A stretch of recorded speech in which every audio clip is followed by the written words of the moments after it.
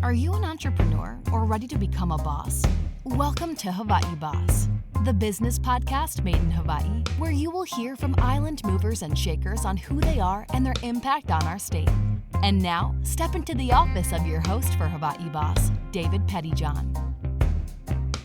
Aloha, Hawaii Boss podcast crew listening in out there, wherever you're at, whatever island you're on, it doesn't matter because we talk about business and business leaders and leaders in Hawaii. And we are so very fortunate to go into the boss's office today is what we do. We're on Oahu today, up on the big pink building on the side of the hill. We're very fortunate to have Colonel Ron Hahn with us, the State Director of Veterans Affairs, the Office of Veteran Services for Hawaii. And Director Hahn, or should we say Colonel Hahn, welcome and aloha. I tell you what, David, thank you so much for the gracious invite. And Ron is just perfect, sir.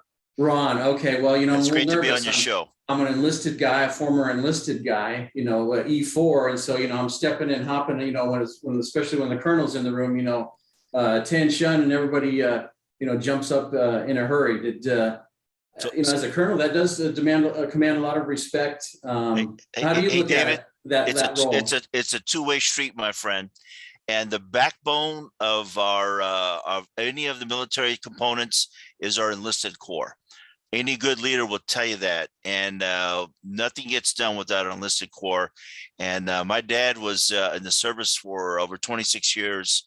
An enlisted E7. So trust me, I got a lot of good training from my dad, but it's so gracious of you. And I'm glad to be on your show today. Well, that's an important distinction. We're thankful that you're here. That's an important distinction as a leader. You're seeing that enlisted corps. You always see the movies out there, right? The new butter bar, the new green officer. And there's always, or right next to the CO, there's this, first sergeant that is just rock hard, and basically everyone, he defers to them to make the things work, right? Right. That's correct, David. In fact, you just mentioned about, things like the Top Gun Maverick, the new stuff that's coming out. That's a great movie. It's I all highly this recommend it. Incredible stuff happening now, but I've always been taught at a very, very young time in my military service and watching my dad in action that truly the core of how we do things truly is within your heart, and people will respect the rank, but they'll respect you even more for the type of person that you are. Sure. And knowing that whatever you do for the future, it's set in what you do today. And I've always remembered that from my dad, and the humility and the requirements that you have, the empowerment you give your people, and the trust that you give your people, that's what you get in return. Right. And so I've always tried to live by some of those standards. And I know with you, David, with your career and the things that you've done, we all want to be treated like how everyone wants to be treated. And we all have a part in the things that we do out here. A lot of us just got some more opportunities or other things that might have come our way, but doesn't make us any more better or more. It should be geared towards all unified in mission, right? Exactly right. It's a team. Each has a role. Yeah.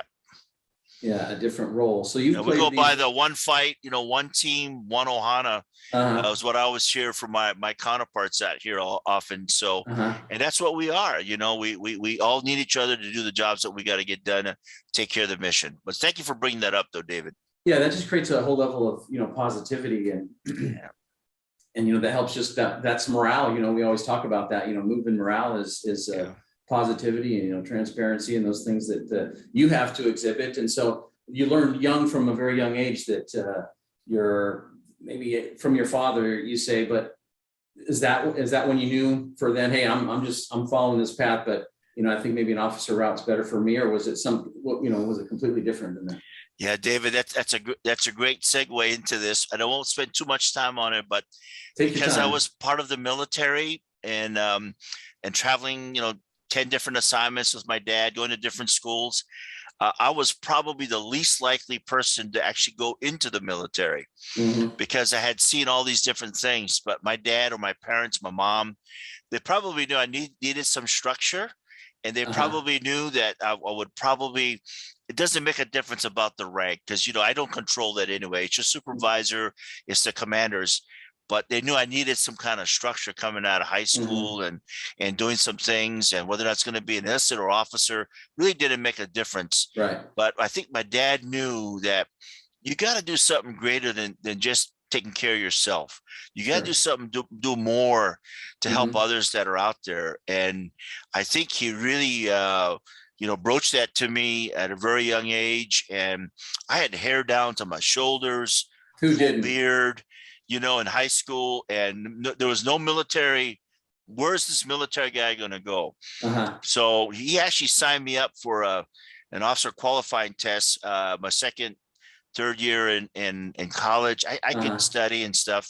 And then that's what ended up happening. And I got into the ROTC program here at the University of Hawaii and started this to kind of, just give it a few years, get some education and stuff out of it and see what that happens. And then 4 turned into 8, for the 12 and the 18 and 28 years later, and they always say sometimes that father or mothers know best, and they knew best. They knew that I would really appreciate the opportunity to serve my country and to give back. So that's my whole story in a nutshell. It really is. Well, I mean, that's in a nutshell. I mean, but there's so many things along the way that, especially, you've talked about these values, as a leader in now and wanting to stay in Hawaii and wanting to continue, there's something special that sort of the island kind of hangs on to those people that, anyway, that if they need you and you need the island, then you stay here. So is that, what's your experience and why Hawaii for you? That's a great question. I did not have Hawaii on my dream sheet when I went on active duty. So, when you get out of the ROTC here at the University of Hawaii, you get a reserve commission. If you're fortunate, as you get promoted, they'll offer you a regular commission. That just means that you can stay 20 years, And then I was very fortunate to get an active duty position with the Hawaii Air Guard for the remainder of my career. So I got a National Guard commission. So all 3 different elements of all that. And what I picked up along the way was that, there's just so many incredible, inspirational leaders and folks that are out there that are doing just so many different things. And you begin to learn and you begin to develop value systems, and learn from good leaders and commanders and other related people that you deal with. And you also learn some other things if you're ever given an opportunity and a chance that you don't want to ever do, And so as you kind of bump along the way and go back to Hawaii now, when I was on a remote to Korea, my 3rd assignment, they actually forced me back to Hawaii. Don't laugh too loud. They forced me back to Hawaii because I had moved my wife and my 2 children back here to Hawaii, what they call, you're probably familiar with this, a designated location move. And because of that, they're already here. Hey, the government's going to save some money. Let's go ahead and move Ron back to Hawaii and double slot him in a position that he can work out of. We'll save some money out there. Right. So I did not have on my take care of that. That's right. That's exactly what happened. And next thing you know it, I started working at a base level, at a headquarters level, and then there, lo and behold, I'm with the Guard now, and all my time's all been active duty. Sometimes there's about 5% of the folks that actually can spend some active duty time with the Guard, and I was just very honored to have an opportunity to be able to. I didn't plan that, by the way. It just kind of fell into my lap. In fact, I blame my big commander up at headquarters, PACAF, says, "Hey, Ron, look, the Guard's looking for some," and this is not to be derogatory. Sure. We're looking for some pineapples to go into the guard out here, and we were helping the Guard. Yeah, to help grow the. There's a whole infrastructure of personnel that you have to build. Yeah, we're building F4s to F15s, Right. and then when I told him that I was going to take this job, after I gotten selected, he was really upset with me because he felt that you're gonna lose an opportunity to do even more things that you want to do on active duty, and you're gonna get kind of compartmentalized and do the things that others can't. You're going to restrict your leadership growth. But I found it to be just the opposite. And once we got over all the shock and awe kind of things, he was one of my biggest supporters, and went on to bigger and better things up at the Pentagon, and we became close friends. We're still close friends today, Yes. but he almost shot me down. Like, he said, I'm not going to prove that. Exactly right, David. And I'm like, oh my gosh, I really, my career's going to terminate right now, in front of Well, my it's eyes. it's an indicator. Another leader is, really looking out for your own, like your another Exactly. mentor there for you. Yeah. Sometimes in the military, you've heard this term before, they kind of call it sponsorship, but it's Mhm. really like it's mentorship. They want to make sure that the folks that you lead and you grow, that they have these opportunities to do the things that they're capable of doing, to rise to their full potential. And Mhm. I get it from him, because I kind of did the same thing with a lot of the folks that I had a chance to work with and lead, and a lot of my peers, most of them all become general and flag officers, be honest Mhm. with you. And even one of my young lieutenants, he's still serving today as a brigadier general. And Uh-huh. he's one of several that have done really, really well. And I don't think I had any part in play in it. I Uh-huh. think they might have learned from me, from the things to do and maybe some things not to do, because we learn from each other. Right. But I really think it was just the fact that, like you said earlier, you kind of got to model the way. And if they don't see a way of being able to do the things that can be done, Mhm. and you got to be selfless, you got to be making sure that whatever you do, you put the team first. That's what we are. Sure. We're a team organization, and when you do that, great things start to happen for the team first, So if and you then talk the about rest of that it's just team, happening. how large is the team that you are responsible for in your reserve unit and is, currently, and, again, it's a large organization. It's real. It's not just sort of like this, sort of on paper. There's real people out there, and how large was it, and how's the recruiting? How do you keep people interested in it? Hey, that's an awesome question. We were very fortunate. We had between 850 and about 900 people part of this maintenance group. And you're We were responsible for all of that. I want to let everybody know that you're the top dog on that, and so you had a lot of I'm sure we could do a whole other episode of all the interpersonal sort of issues that happen with such a large organization. But we, yeah, we had a lot of continue. great officers, David. Uh-huh. We had a lot of great, senior enlisted chiefs, if you will, that surrounded our organization. But what was really unique about the place that I served here with the Hawaii Air Guard, we were in major transition.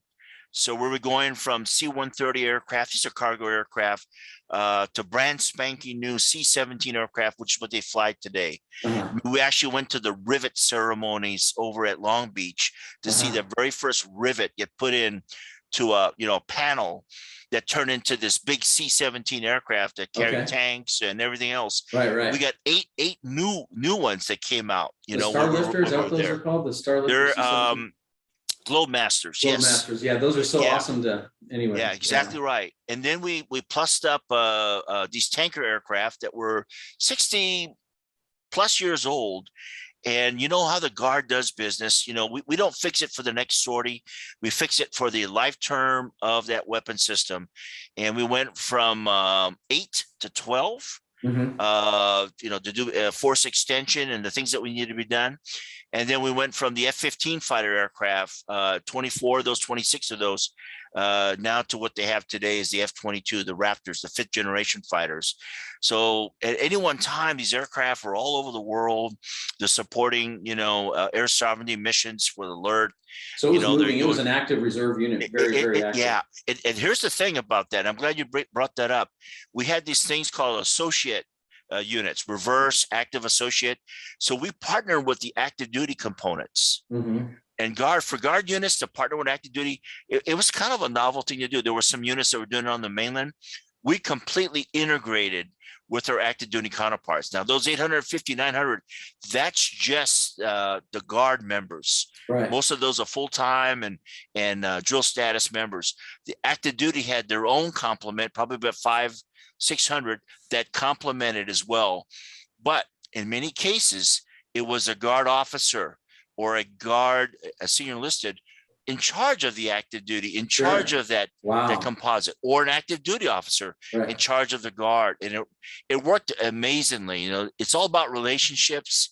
It's all about people, again, trying to model the way and figure out if the officers can work it, if the senior enlisted can do it, everybody else from within. Now, we didn't Mhm. change our Guard identity. That was important, you know. Sure. The guard had a special identity out here. You It's didn't a just rich become sort history. of this weird, Exactly right. mix. But we found ways to mesh together and to partner together. And you know Mhm. what brought us together? It was the core mission. Mhm. It was the mutual mission that we served.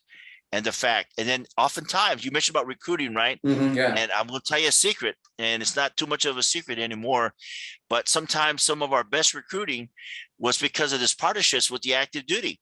They decided, like yours truly, hey, Uh, it might be best to stay in Hawaii and to right. get a full-time job with the Hawaii Air Guard, Uh-huh. you know, and turn over to that. And I can raise my family here.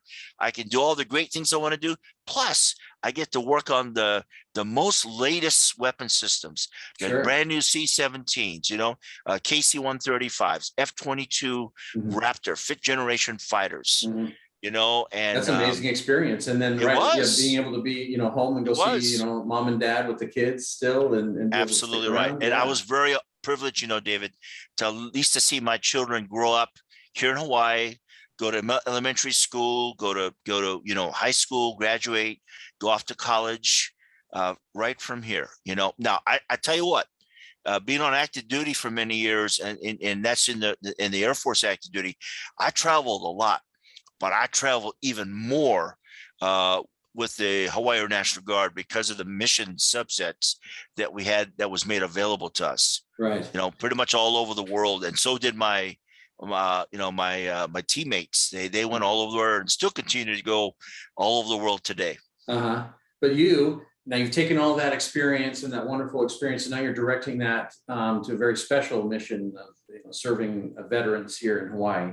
As a director, what are the sort of shifting gears here a little bit? And I know there's some things probably that keep you up at night. You take care of all these guys and then they retire, and you see other people retire before you, and how they're, how the veterans, benefits are available to them. A lot of good, positive things have happened, but your experience in Hawaii over your time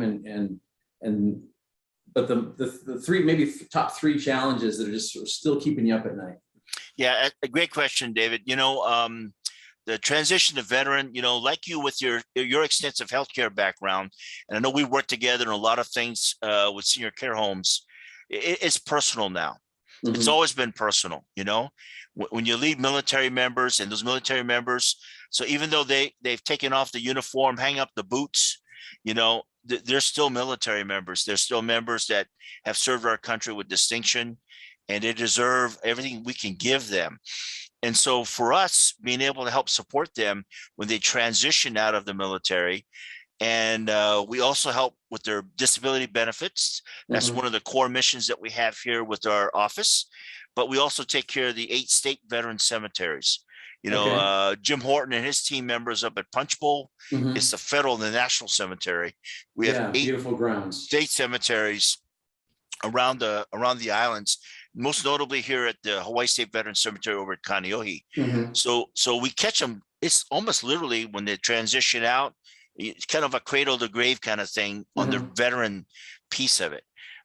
So it's very important to us that we help them be successful and navigate and support them in an advocacy role to help them make that transition easy. Now, some of the things that are, and there's not too many things that keep me up at night because I don't have any more radios that I have to carry to go, help out with aircraft that need to get launched out right away, or special, things happen. The president's coming in. A little different, else. Different. So there's not too many things that keep me up at night. But what does concern me, without a doubt, and a number one is probably the veteran suicide rate. And so just recently, the governor's challenge just came on board. They just started meeting the last week or so.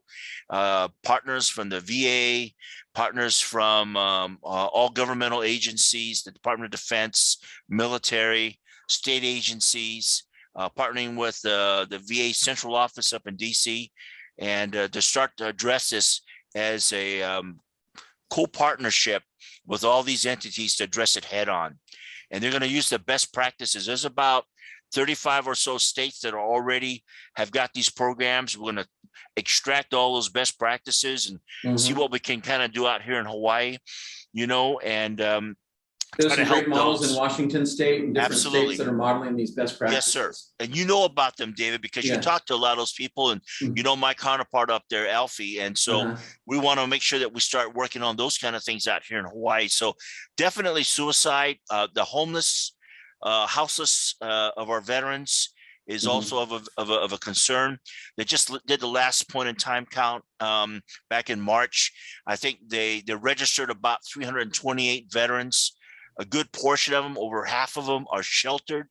There's still a little bit more. It's still showing a reduction from 2015 to about now, 25, 27% reduction. Mhm. As long as there's one veteran on that list, that's one too many. Mhm. And we've stated this many, many times. There should be no reason why we should have a homeless veteran unless they choose to be homeless.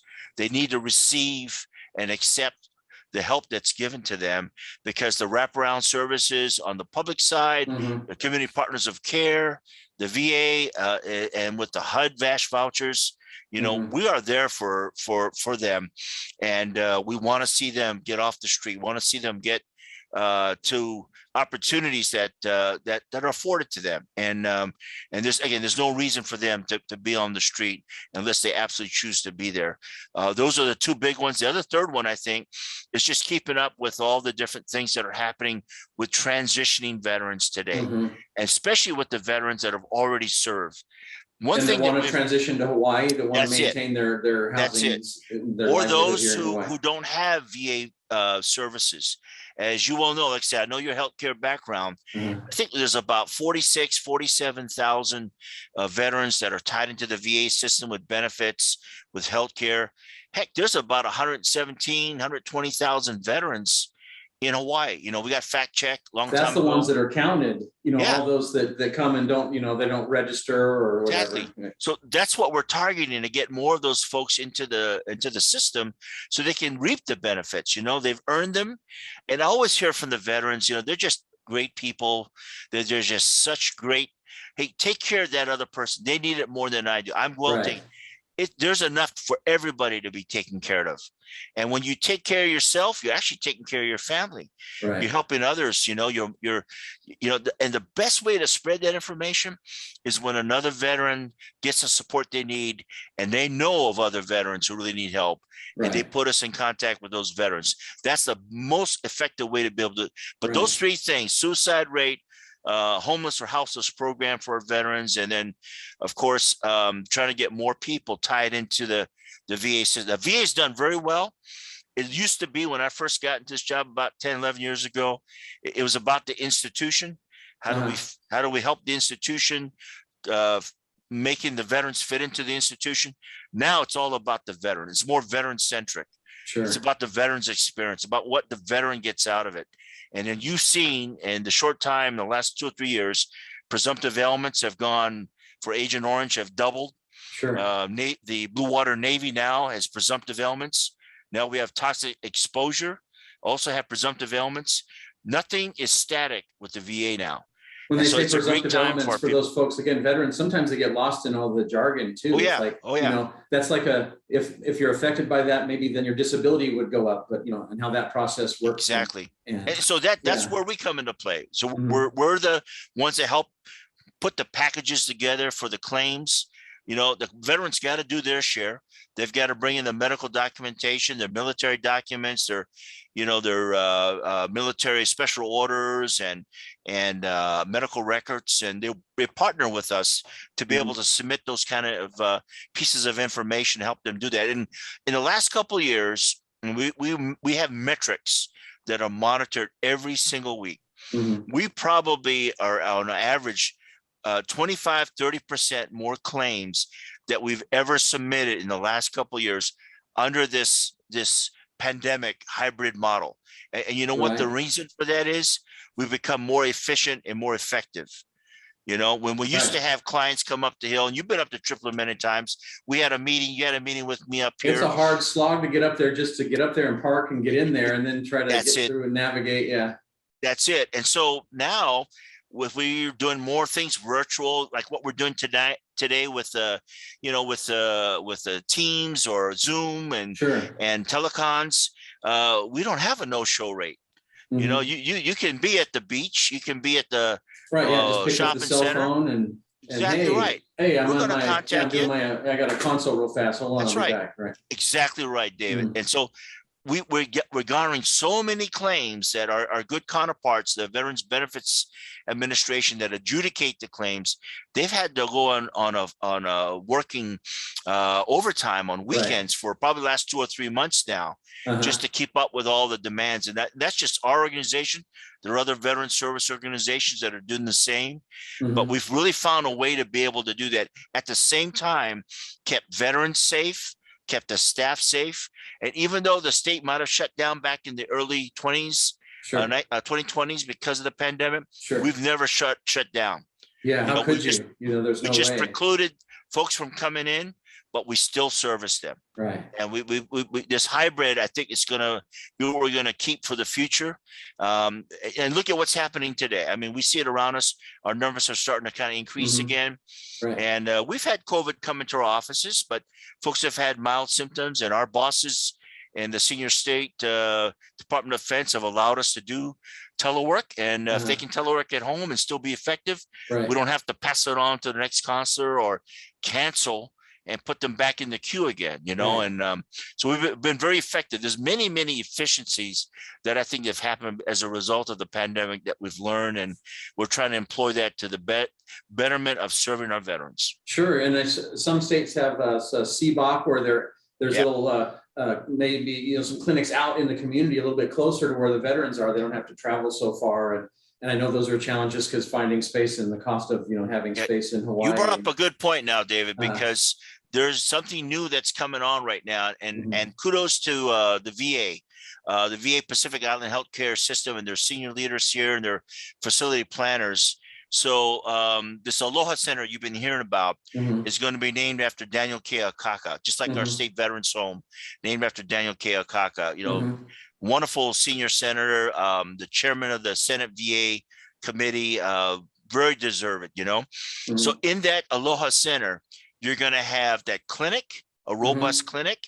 You're going to have the vet center that helps do a lot of the triaging, all part of the federal piece of it.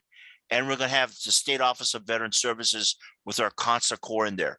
And that's going to be duplicated over in Kapolei. It's going to be duplicated over on Maui. And it's going to be duplicated over on Kauai. These three entities are going to come together. And it's all been paid for by the VA already. They've already got, in 2 locations, they've got site location. The third one, they're working on it. They've already worked out a lot of the agreements. And over the next 2 or 3 years, you're going to see these actual multi-service, single point locations come together. One-stop shops, I think, one stop for a veteran. You got it right, David. You got it right, sir.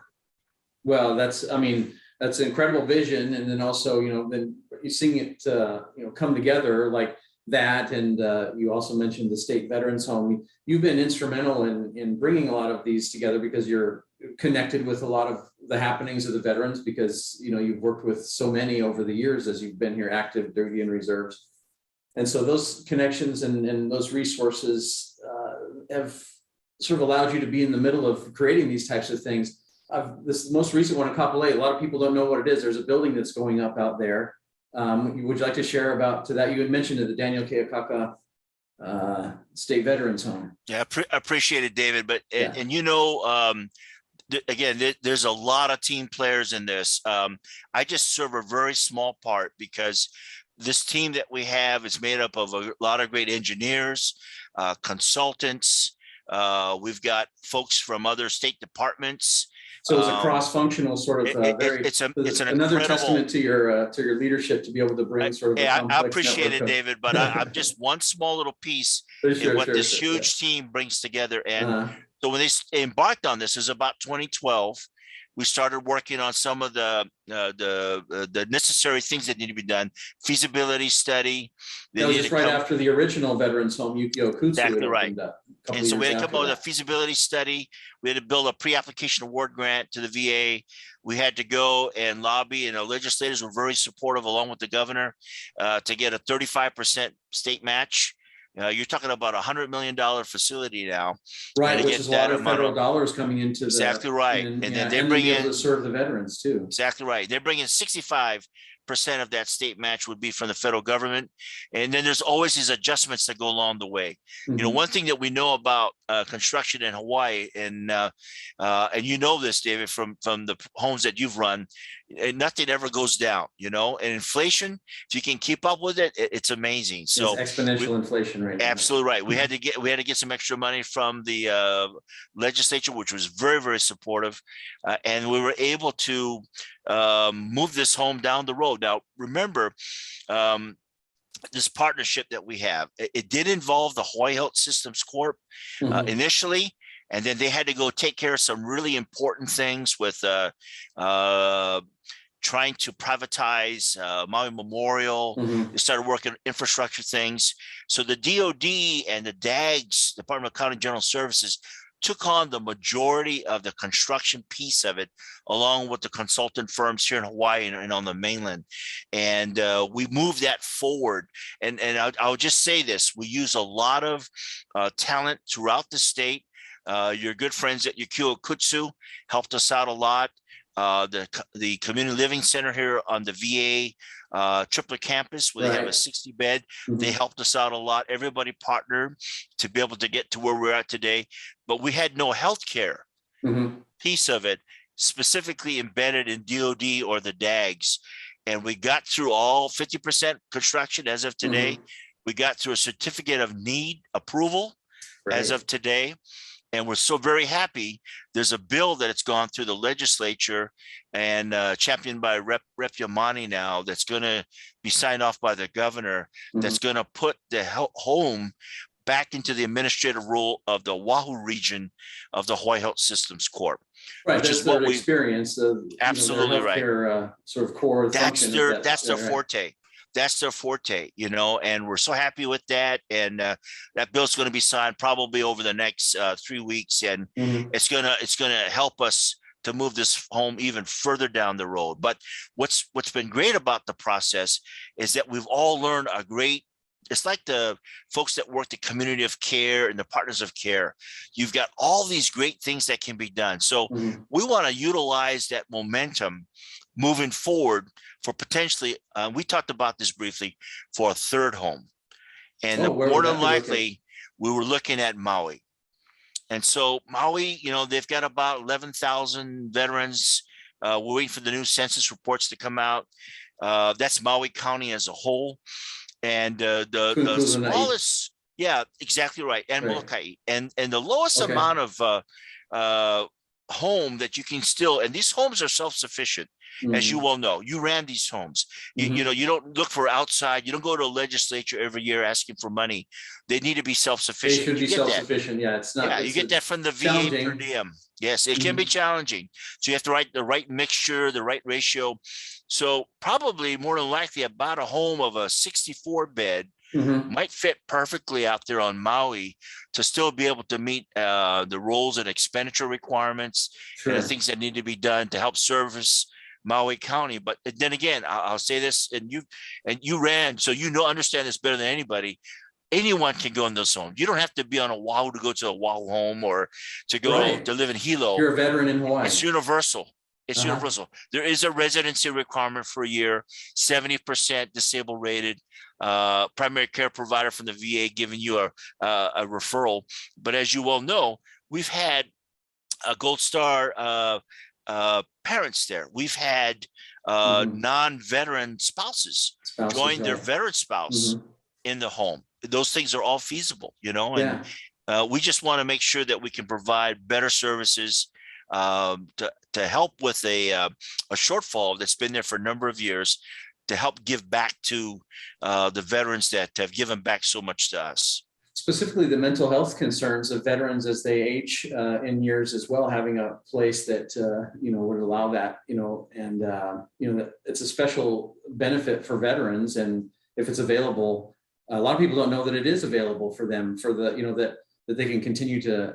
Veterans can continue to keep their resources while their family members getting care in these places where most places, if you're going Medicaid, you have to, spend down and different things. So it's really, And that's a great huge comment benefit. that you bring up, David. It's a super, and not that it's different or more, but there is a very high VA standard for how these homes have to be built.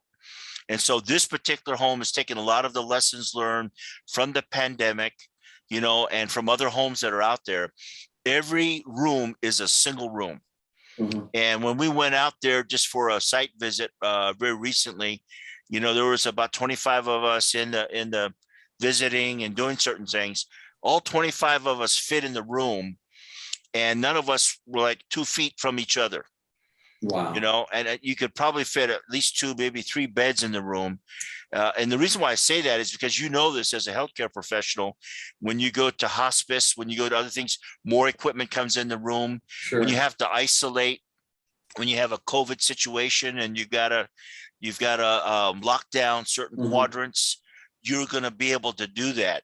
And then not only that, the home that we're setting up, again, models after Yukio Kutsu, we're going to have between 25 and 30 plus adult daycare. And Yukio Kutsu, as you well know, was was only 3 out of the 100 plus state veterans homes to actually get accredited for adult daycare.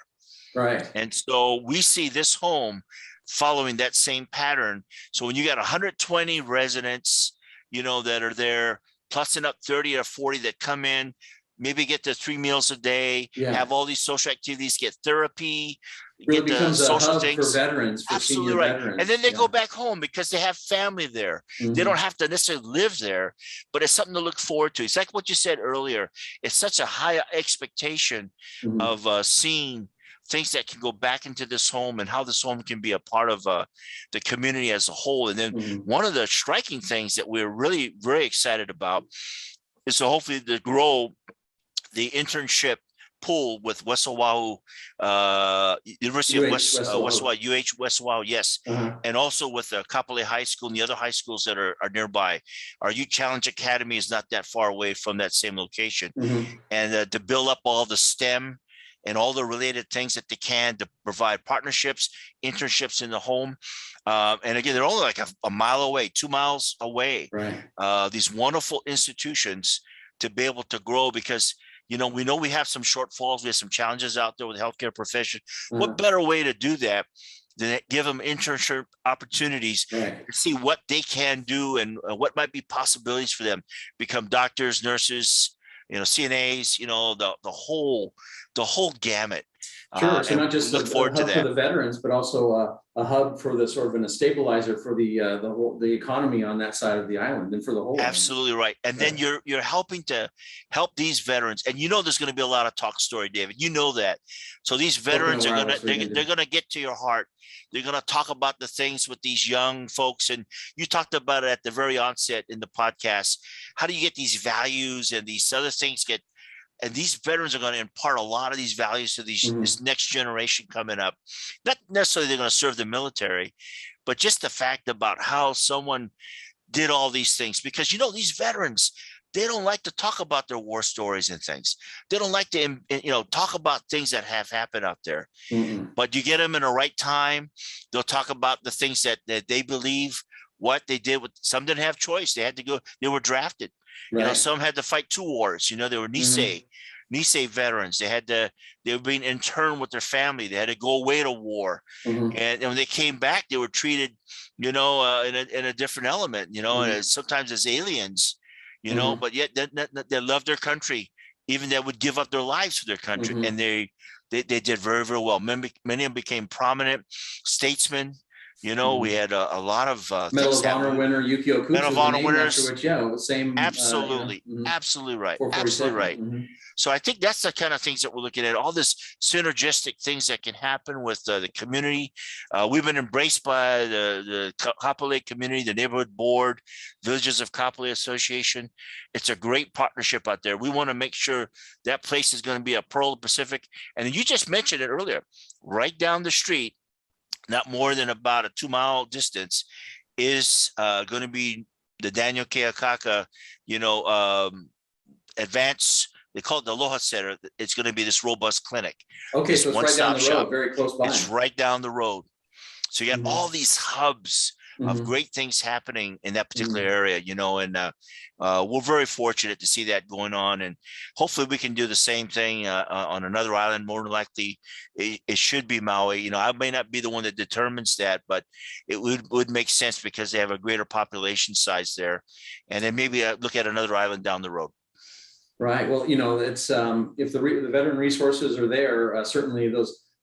Especially those ones that have family and are connected to the island, they can't get the resources unless they move away from all of that. It becomes sort of a hard ask for them to do that. So listen, Ron, you've shared so much, and we could probably go on for hours and hours. And we're just excited that we have a resource. We came to the boss's office and we're able to find out what we needed to know about what's happening with veteran service, but more importantly, your leadership overall and how you're moving that and moving things in your current role forward. And we're excited to see more things. You're not going to retire anytime soon, right?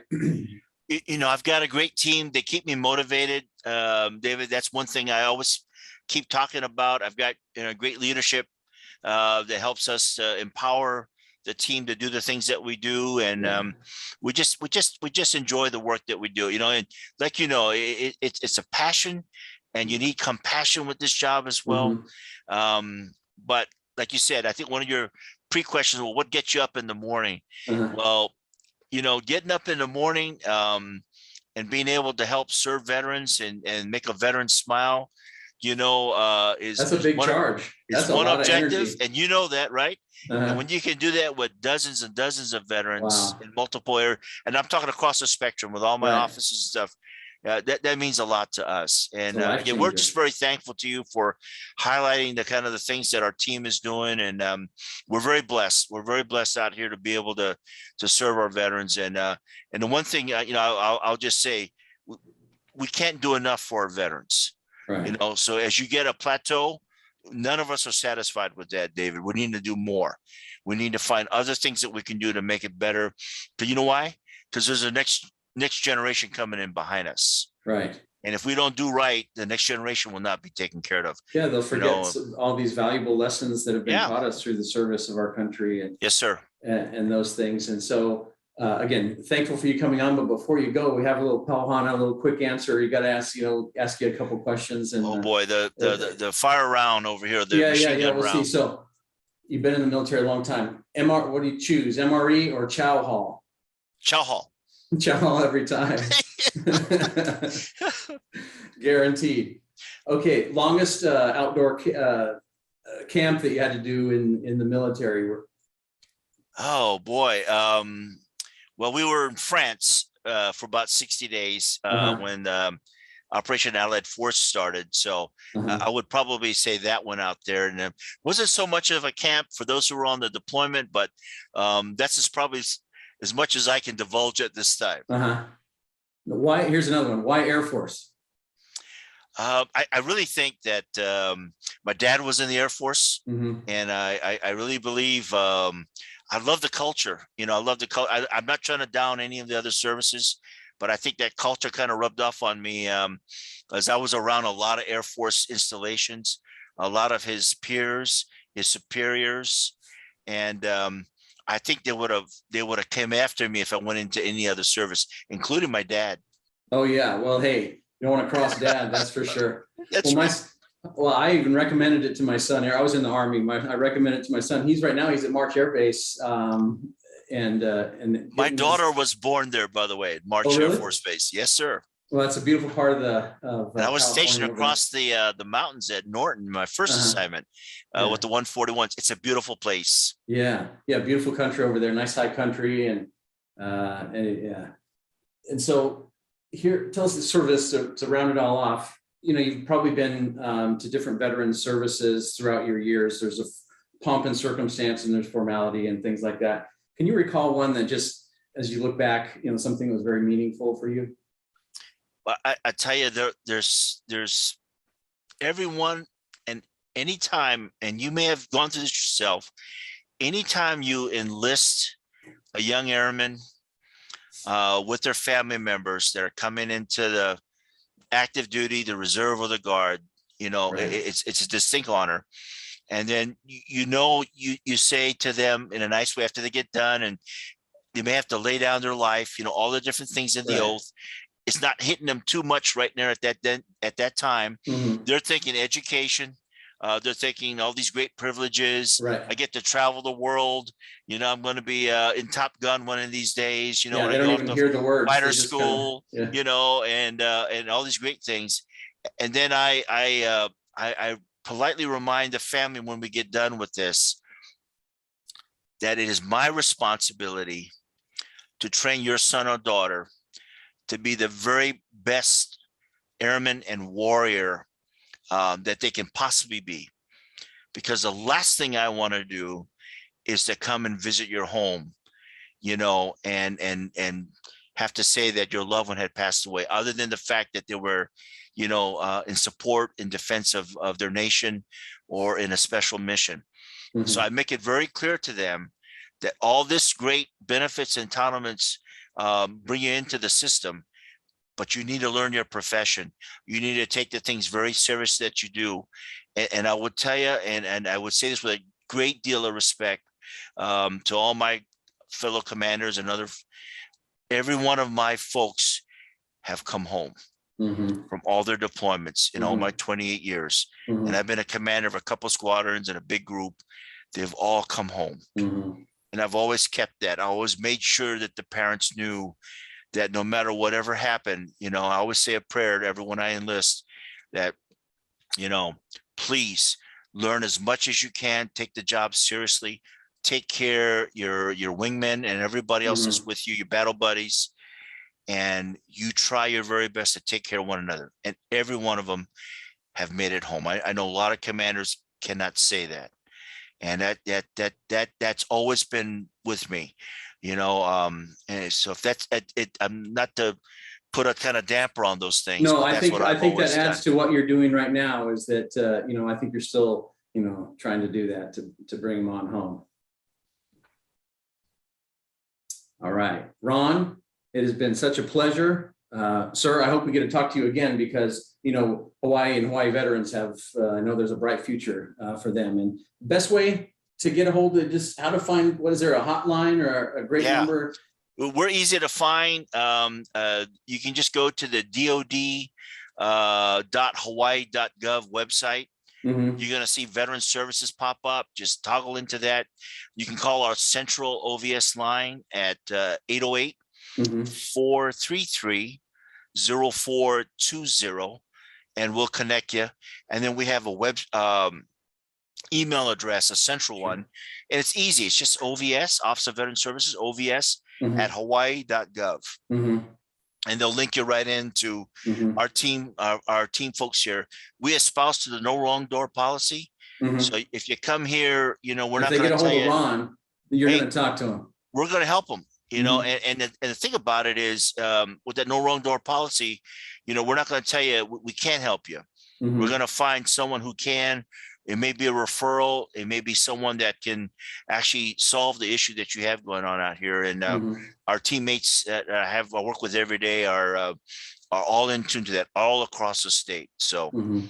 that's how easy you can locate us. Everybody knows pretty much who we are. We get a lot of visitors. We have a lot of volume of people, Mhm. and it's a good thing for us. Keep us busy.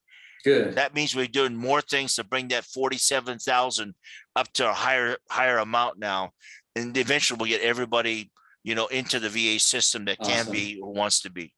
Awesome. Well, we're looking for an update in the future, and to you and yours, best of health and aloha. Thank you so much, David, and thank you for all you do, highlighting in your show to the things that support veterans and their loved ones. We really Sure. appreciate you. Well, Mahalo nui hey, loa. mahalo to you too. Make sure to subscribe to Hawaii Boss and follow us on social media at Hawaii Boss Podcast at the links in the description. We'll see you soon in the boss's office.